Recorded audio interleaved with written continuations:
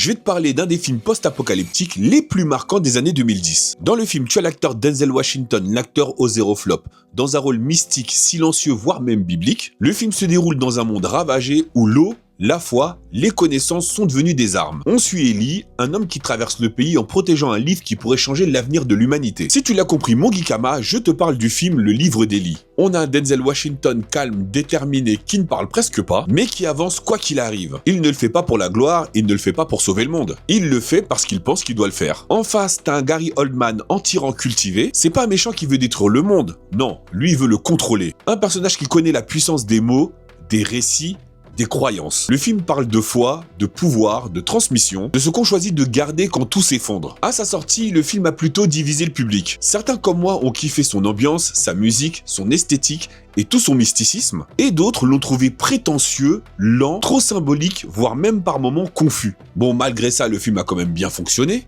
et il a trouvé son public. Et avec le temps, le livre d'Ellie est devenu culte. Du coup, mon Geekama, dis-moi dans les commentaires si t'as vu le film Le Livre d'Ellie, et surtout, est-ce qu'il t'a touché ou est-ce qu'il t'a laissé de marbre? Et comme toujours, si t'as kiffé la vidéo, abonne-toi.